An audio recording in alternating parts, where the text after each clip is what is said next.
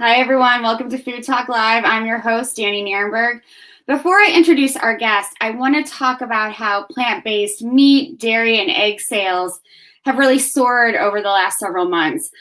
Before COVID, the Good Food Institute and the Plant-Based Foods Association calculated that total plant-based retail sales reached $5 billion in 2019, growing 11% over the previous year at a rate almost 5 times faster than total U.S. retail food sales. But from April 12th to May 9th, plant-based meat substitutes of this year jumped 35% in sales. And over the same time period, vegan products saw a 53% increase versus 34% for meat. At the start of the pandemic, plant-based meat saw a 264% increase in sales, according to Nielsen data. So that's why I'm so excited to talk to our guest today. I get to chat with plant-based food pioneer Dan Curtin, who is the president of Greenleaf Foods and has been in the business for more than 3 decades. After beginning his career in food brokerage in New York and then one of the first salespeople hired at McCain Foods, Dan was responsible for building an array of food brands throughout his nearly 10 years with the company. He's worked for Maple Leaf Foods and Boca Burger, where he served as a partner and helped grow the business to double-digit millions before selling it to Kraft Foods several years ago. In 2017, Curtin took his expertise back to Maple Leaf Foods following the company's acquisition of Lightlife. And today, Dan leads the company's alternative subsidiary as president of Greenleaf Foods, the owner of Lightlife and Field Roast, which are in my refrigerator right now. So, Dan, so great to have you. Thanks for being here. I usually, before COVID, would start off this podcast on kind of a hopeful note, and I would ask people what their favorite food memory was. So I'm wondering if you can share like a favorite food memory. Having worked in food for so long, you must have a million of them.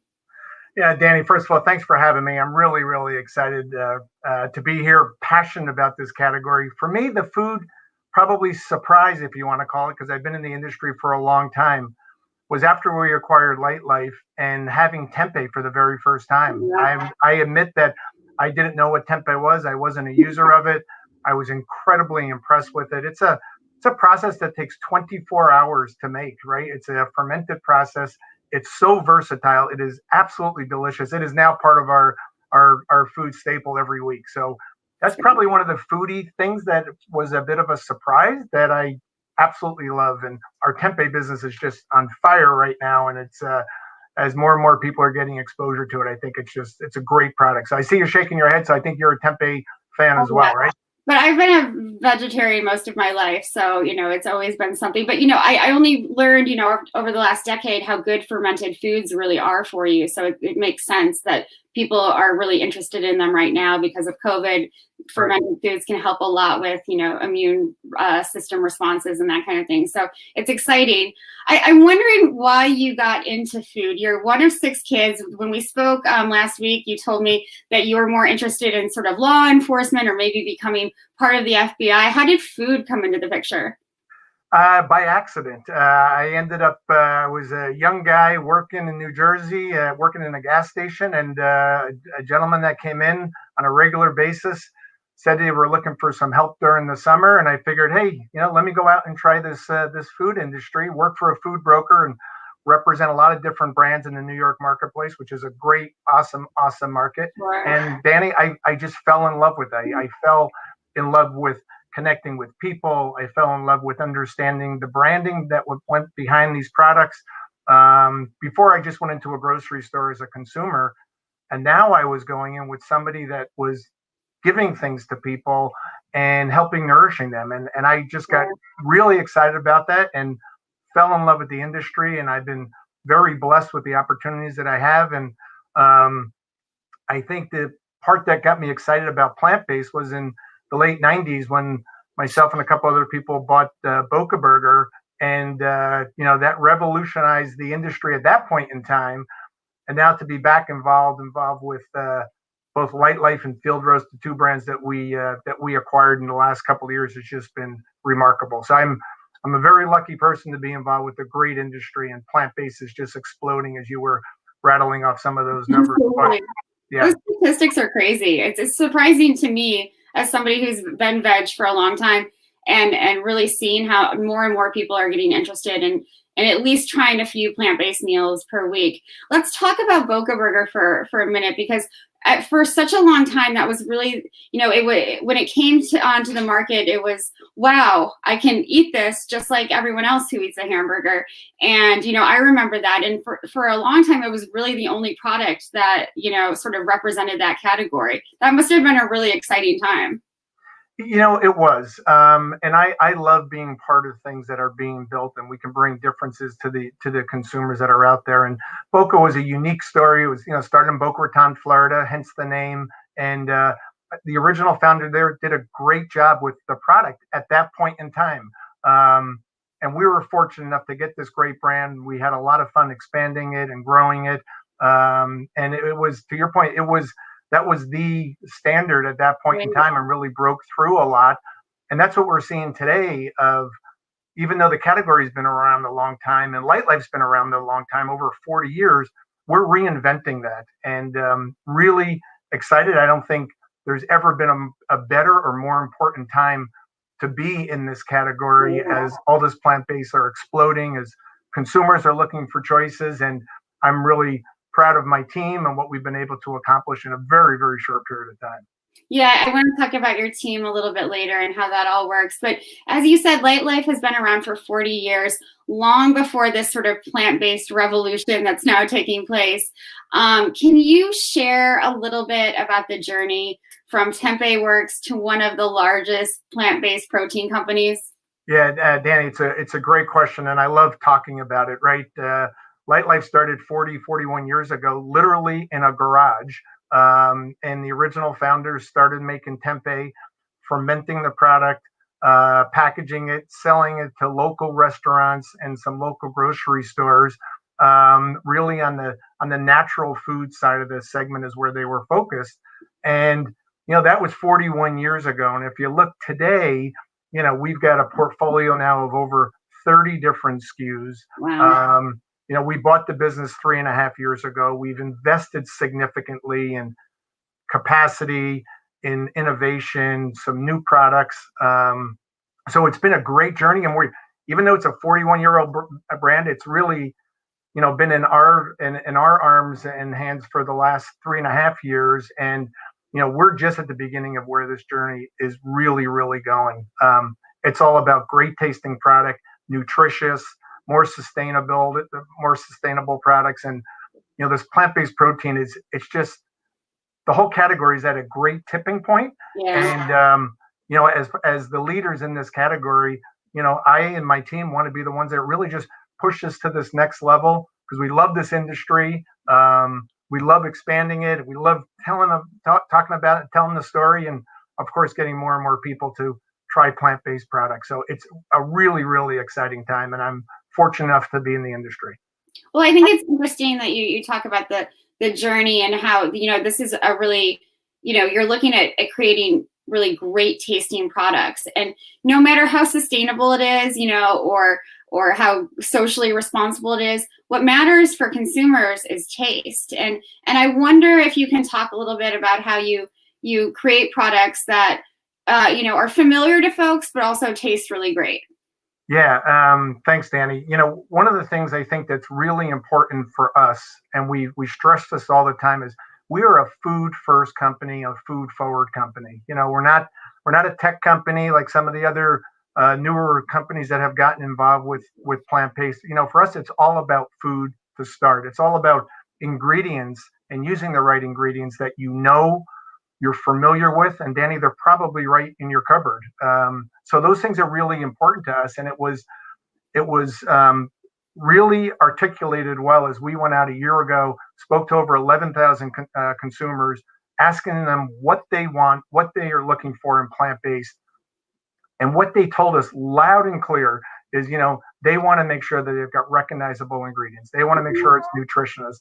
They want to make sure they've got choices and options and different kind of varieties and different type of products with it. So having those things, it's been really, really important as we've done it. So we've listened to our consumers.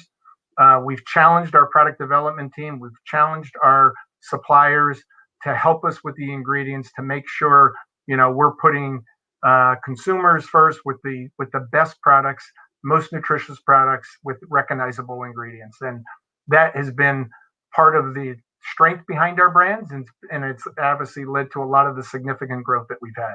It's been So fun. that 11,000 consumer survey, what else did you learn from that? That's massive. First, it was the first one ever done. So we really feel as leaders in this category, we need to do some things to step out of the box and be first there. So, what consumers told us was important to them. They want to try plant-based. They want to explore. They want options in what they're doing. They want clean food. They want products that are less processed. They want to make sure they understand what's going into their bodies.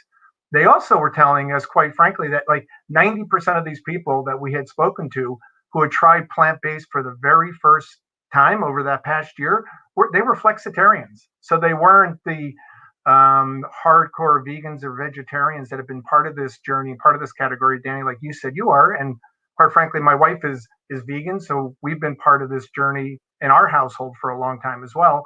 But these consumers, these 90% of these consumers were saying they tried plant-based for the very first time. So that was a bit enlightening to us as well. We see household penetration is increasing significantly. You talk about sales.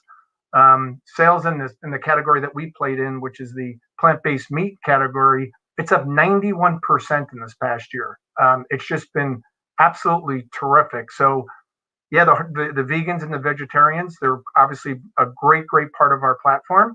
But the new users that are coming in are the flexitarians, people that are looking for options. So these were some of the learnings that we got out of it. So it just reinforced the decisions that we were making with having our clean break, having redoing our products to make sure that it was hitting on all those important things for these consumers that they were telling us. So it was fabulous research that we did. Great. I want to talk more about that clean break in a little while. But as we've been talking about, plant-based foods have really surged in sales because of COVID-19. And part of that was because people were, seeing the shutdowns of meat processing plants. They were sort of understanding what really goes on inside those plants. Michael Pollan, the author and food writer, once said that if factory farms were made of glass, no one would eat what came out of them. And I think that became sort of really crystal clear during the pandemic, because not only were, animals had to be put down because of there weren't places to take them to be processed, but workers were getting sick. And I think people really realized that this is, it put a human face to the meat industry, maybe for a lot of people for the first time. What else do you really think accounted for the growth in plant-based sales during the pandemic? Danny, I think there's a number of things. First of all, we believe that people should have choices in their protein. We don't believe the meat industry is going away like some other people in this category talk about. We believe that the reality is to sustain the growing population and be able to give the consumers that are going to be coming into this world, we're expecting 10 billion people over the next 30 years. We've got to give them choices with it. So I think there's a couple of things that happened. Clearly, the animal meat industry was constrained with all the things that you talked about. Consumers were going to grocery stores, not able to find traditional meat products. So I think that gave them an option for exploring differently. But even before this, go back a year ago, a couple of years before that, we've seen double-digit increase in our category and our business year after year after year, and we continue to see this. So, I think coupled with that, obviously COVID hit, changed all of our lives. The poor food service channel has been decimated with everything that's gone on, and its next surge is coming up again. I live in Chicago. We're seeing they're shutting that down. So as consumers, we're looking for options at home. We took this as an opportunity to make sure our products were out there. We changed our website, made lots of additions to it. Consumers were telling us they were looking for more information on how to use our products, how to cook with our products, how to do different meal occasions. So we put a whole bunch of new menu designs and menu and recipe options out on the website for consumers to try and experiment things. And Right. I know for the last 8 months we've been home every night eating, so it's given us lots of options to try things. Well, and I think, one thing that's interesting to me that a lot of people my age and younger who might have grown up eating meat, they don't cook meat now as adults at home. And I wonder, your products and so many other products that are out there that are plant-based are kind of easier to cook for a lot of people than, traditional meat products. And I wonder if that has something to do with it.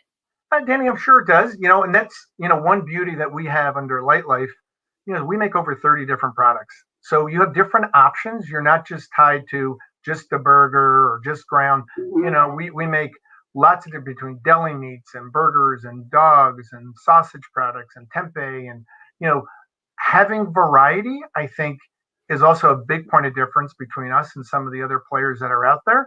And, allowing people choices Right. when they're trying to plan their meals. Because as your point, Danny, we're all feeling a lot more stress being home, trying to take care of the kids, take care of parents, and put a meal on the table that people feel good about. Absolutely.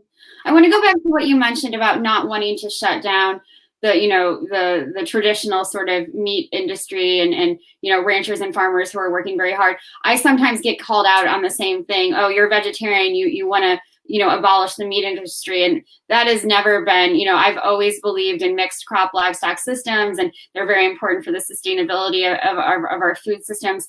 Do you think that's a major criticism that you get often for the company, that you want to abolish meat altogether?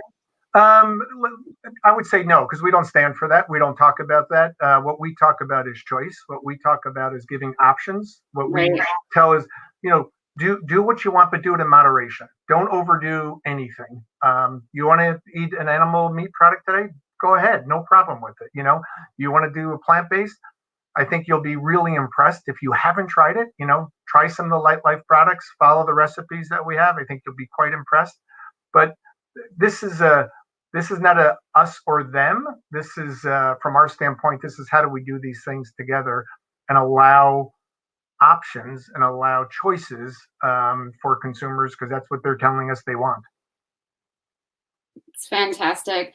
I wonder when people eventually return to some, I'm kind of hoping we don't go back to business as usual and the normal that we had before the pandemic. But when people go back to somewhat normal lives, they go back to offices, they go back to schools, they go back to restaurants, and the meat supply chain sort of recovers from the pandemic disruption. Do you see this trend in plant-based foods continuing? You were seeing it pre-pandemic for sure, and I suspect you'll see it post-pandemic. But I'm wondering if you're doing any research that indicates what will happen. Danny, you and I are 100% on the same level with it. I think first of all, we've seen significant growth before the pandemic. We've seen explosive growth since the pandemic with it. I think there's a couple of things. Yes, and we all want the restaurants to get back tomorrow. As soon as there's a vaccine and we're safe to go out, we want everything to open up. I think from what consumers are telling us, that they've been exposed to plant-based, they want to have more options when they do go back out to restaurants. They're going to be looking for plant-based options. They've tried dishes. They've seen the stuff on the different social medias. They've tried things. They like it. They're bringing different experiences back to it. So I think that's a trend I think will continue to go and explode on the food service side of it. I think on the retail side of it, consumers, now that they've tried different options and they like what they're seeing and they like what they're experiencing, I think that's going to continue. I've been one of the ones for a long time saying, this is a trend. This is not a fad. It's not a fad at all. It's absolutely a trend. It's been going on for a while, and this is just explosive that's going on. I think consumers are getting educated, and as they get educated, they like what they're hearing, they like what they're seeing, and we encourage the consumers to do that. We encourage consumers to pick up the package, look at the ingredients, make sure they're comfortable with what's in there, make sure they understand what it is. If they don't, we all have phones these days, just Google what it is. And if you're not comfortable with that, then don't be taking it into your body. So, this clean ingredient deck is clearly something that's important. And, I think those are the things that will happen, Danny, and those are the things that will continue. Consumers will become more demanding on all of us to make sure we're putting our best foot forward and giving them what they need and make sure that it tastes delicious along the way. Yeah, one of the things that at Food Tank we've been thinking a lot about during the pandemic is, the growing interest in food as medicine or food for health. And these clean ingredients, I mean, people want to protect themselves, obviously, from COVID.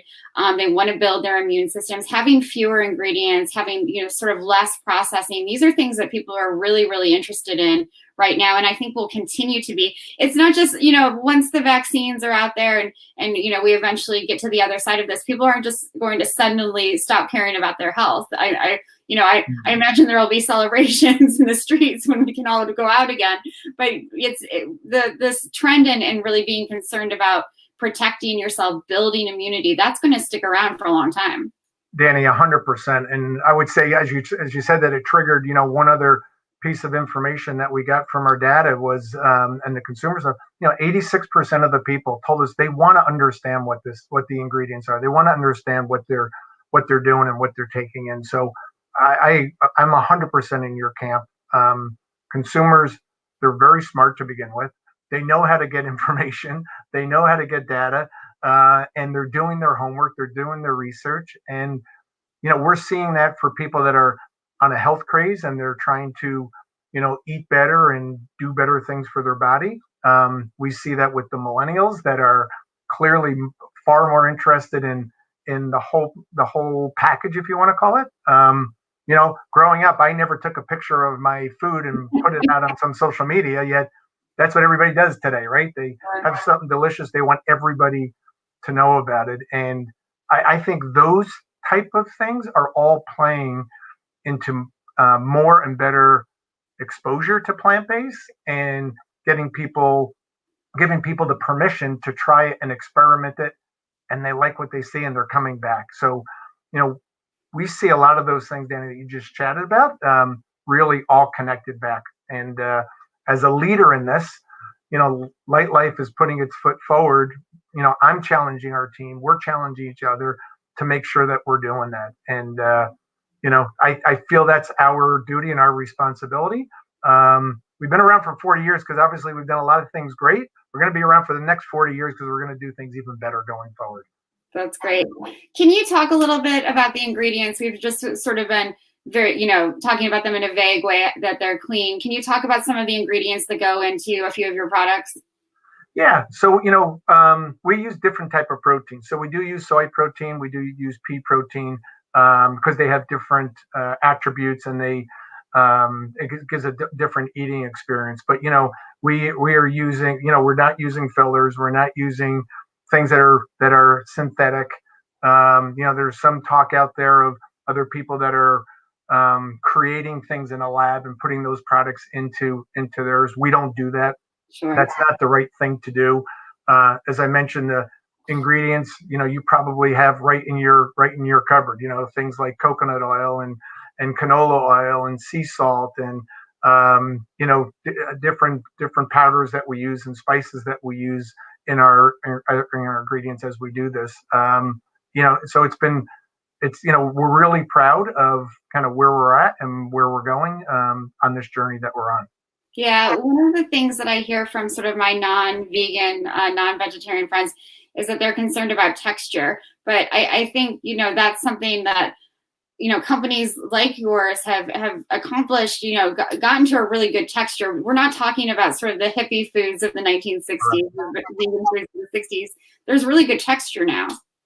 Yeah, and we've worked hard at that with our equipment suppliers, with our ingredient suppliers, and partnering with them over long periods of time of helping designing and working with the teams. We've got a product development team that's absolutely incredible. This is what they do every day. Every day they're trying different things and playing with different ingredients to get the texture so that it's given the consumers what they want. And you're seeing that with the new Lightlife burger that we launched in the meat department. It's a burger. It looks like a burger, or cooks up like a burger, it tastes like a burger.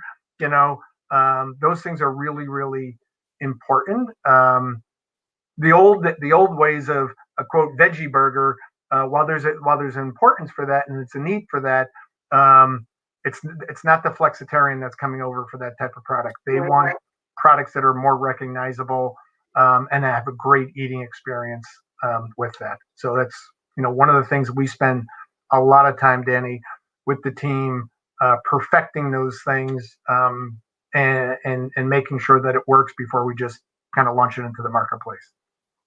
So Dan, I've been vegetarian and or vegan since I was 13 years old, and my mom still asks me, and my mother-in-law still asks me if I'm getting enough nutrition. And so I think that's one of the biggest myths around plant-based eating, that you can't get proper nutrition from plant-based alternatives. Can you talk a little bit about that and maybe convince my mother that I'm okay?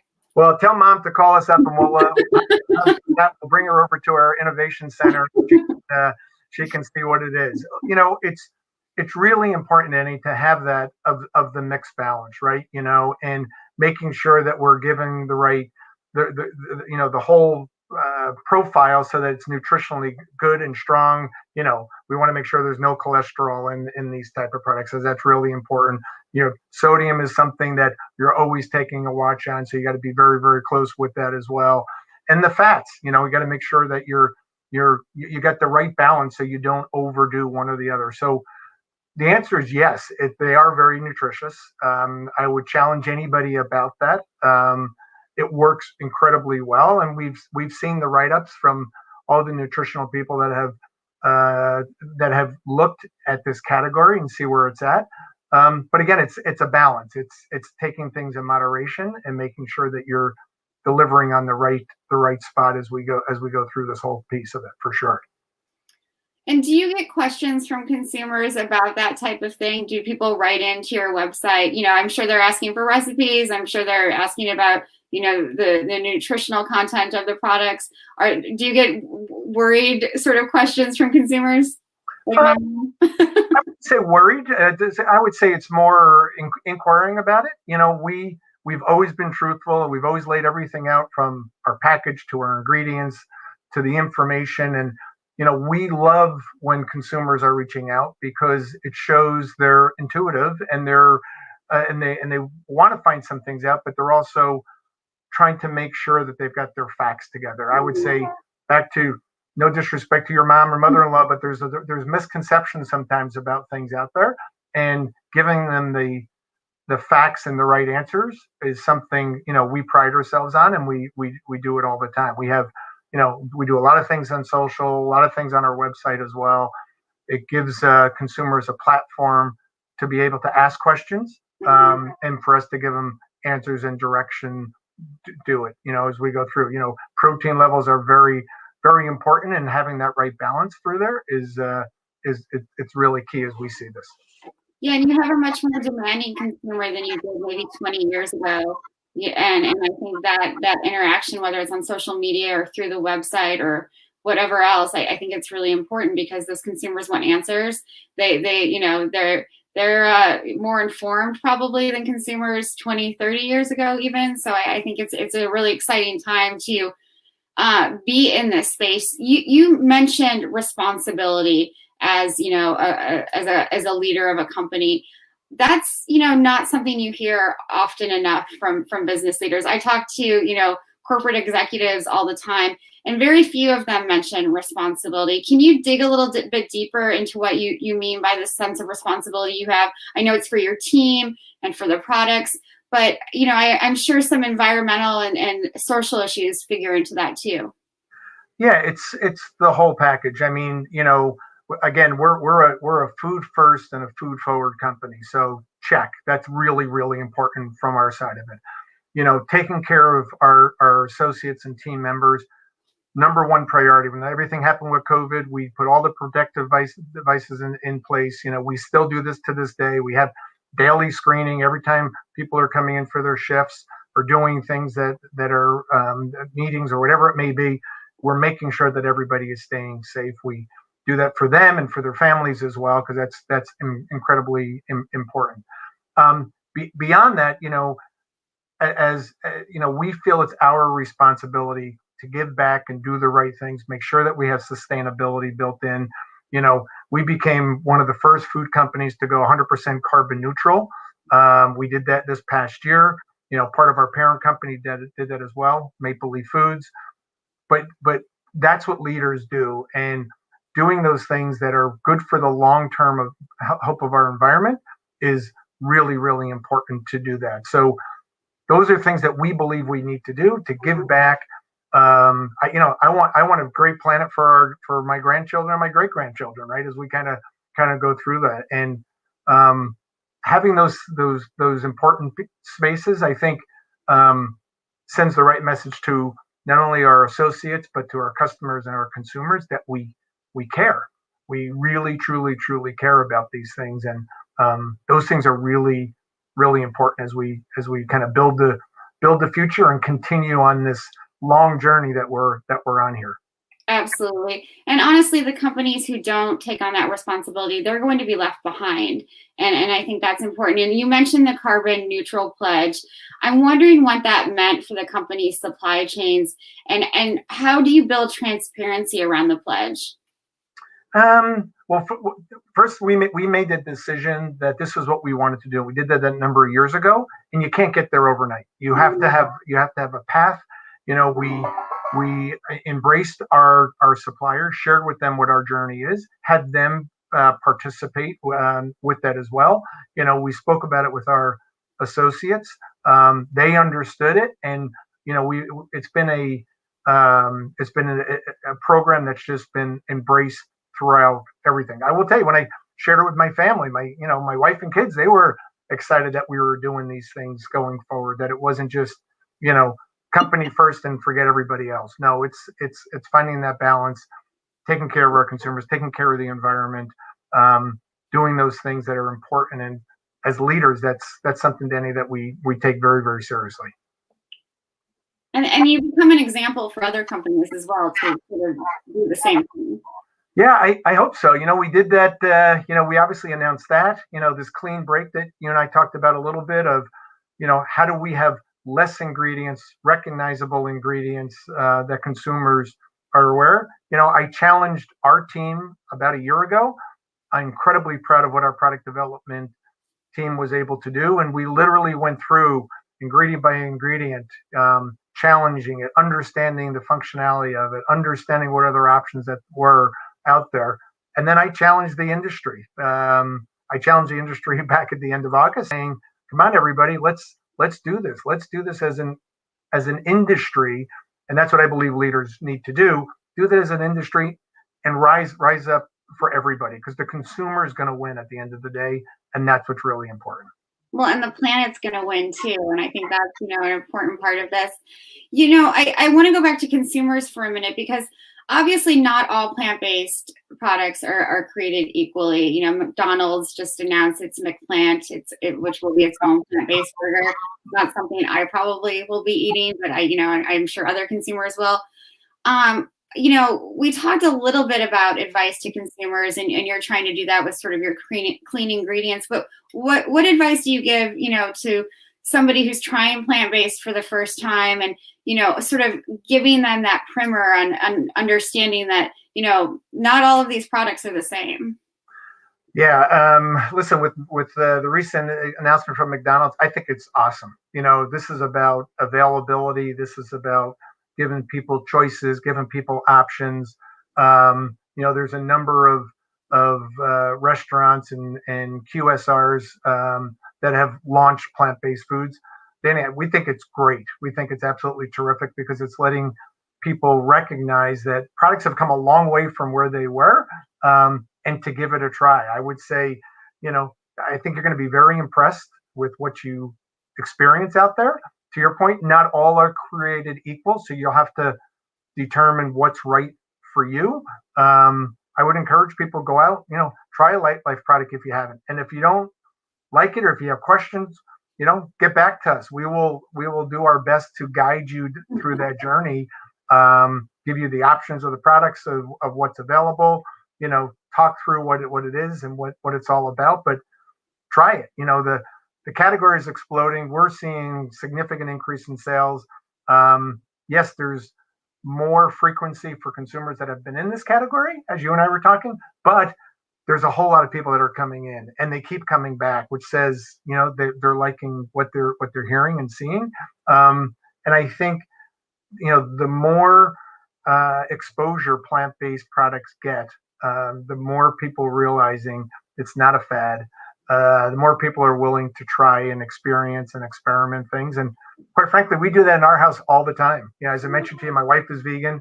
As a family, we plan different plant-based foods because not all my family is vegan. I'm not. I'm a flexitarian, right? So we do try different things, and we have some fun with it. I've got adult children, so we have fun with challenging each other to come up with some recipes and come up with some ideas using Lightlife and Field Rose products, obviously. And I think we've all been very impressed with what we've been able to create and follow some of the recipe ideas that we have and make this experience just fantastic. So, one of the questions that I often get asked a lot, isn't it expensive to be a vegetarian? And my husband is not vegetarian, and I can tell you for me, like when we mostly eat vegetarian at home, but when we do buy meat, that's when our grocery bills go up. But I think a lot of people are concerned that there's a real price issue for a lot of consumers, and that plant-based products are out of their reach because they're not affordable or as accessible as other products. And I'm wondering how, as the industry continues to grow, we can make sure that plant-based products are affordable and, again, accessible. These are products that are not in every corner store or every grocery store in a lot of areas of the U.S. And I'm wondering how we can make sure that they're more available and that folks can afford them. Yeah. So Danny, what's awesome with Lightlife, again, we've been around for a while. We are in over 30,000 grocery stores. So we are in those. Yeah, we're in the natural food channel. We're in the conventional channel. We're in the discount channel. We are in the different avenues where consumers shop. We're in club stores, a bunch of different places as we go through this. And what I think is great about a brand like Lightlife, there are lots of options with all the different varieties that we talked about before. So there are different products out there, different price levels, depending on what you want to use for it. Again, it goes back to options from our side of it, and it goes back to, understanding what the consumer wants. And again, it may go back to some of those misperceptions of what's out there. I would urge you to go and look, and I think you'll find things that are very competitively priced out there. But look at different options. The burgers are great, but you can use the grounds, and you can use that for making tacos. You can make it for chili. You can put it in your pasta sauce. You can get the deli meats and make deli sandwiches with it. The tempeh, as we talked about, you got lots of versatility. You can put it in salads. You can marinate it. There's lots of different things that you can do to make sure that you're getting the economic value that you believe you need to get. So we don't see that as a big hurdle because the way we've built it, our business is building options into it from different type of variety and different type of product options out there for you. So you mentioned being, glad that McDonald's was coming out with its own sort of McPlant burger. I'm wondering, were you as excited in the same way when Beyond Meat and Impossible Burger sort of gained a lot of attention in this space? Listen, competition's great. It is. They have different lanes than we do, and they're going to choose those lanes to go after. We think the category in totality is awesome. It's growing. It's expanding. Household penetration is still low, although it's growing. So having competition in here, I think, is great for everybody. I think everybody wins from that side of it.